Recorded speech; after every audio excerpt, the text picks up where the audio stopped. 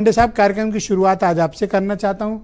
क्या जो मैंने अभी दर्शकों को बताया कि इसकी कानूनी पेचीदगियां, ऑर्डर की जो कुछ भी हों, फिलहाल इसको लेमैन की भाषा में क्या हम कह सकते हैं कि अभी के लिए ये कानून अटक गया है? अभी के लिए क्या, मैंने 7 दिन के लिए तो लटक गया है। 7 दिन कहिए, क्योंकि वो इंटरिम ऑर्डर है और उन्होंने सिर्फ 7 दिन के लिए कहा है, नहीं मतलब अगली डेट तक, 7 दिन मत कहिए। उसको उस आर्टिकल जो 5 तारीख को लगा, 5 मई को, तब तक तो ये लटक गया है। और इस प्रोविजन जो जिन प्रोविजन के बारे में उनके उसकी ऑपरेशन तो नहीं रोका। देखिए, इसमें एक समझने की बात यह है कि इस पूरे कानून को तो कोई रद्द किया नहीं गया है, न स्टे किया गया है, न किसी प्रोविजन का स्टे किया गया है। सिर्फ उस प्रोविजन के अंतर्गत जो कार्रवाई होनी है उसको उन्होंने स्टे कर दिया है कि अगले सुनवाई तक के लिए।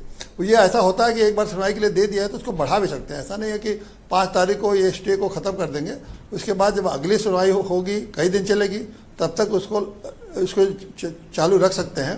तो संभवत ज़्यादातर यही होगा कि ये जो प्रोविजन पर स्टे हुआ है वो जब तक सुनवाई पूरी नहीं होगी, मैं समझता हूँ ये तो स्टे ही रहेगा।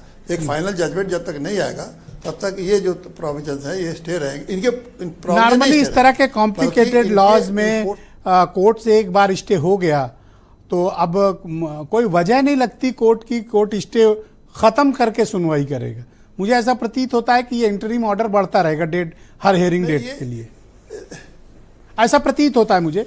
आई हैव नो आइडिया। बढ़ता रहता है, इसीलिए ऐसा प्रतीत नहीं, ऐसा है कि इसे इन्होंने कोई हियरिंग के बाद स्टे नहीं दिया, बल्कि उन्होंने खुद ही कहा, जो सॉलिसिटर जनरल थे, कि हमको आप टाइम दीजिए काउंटर फाइल करने का।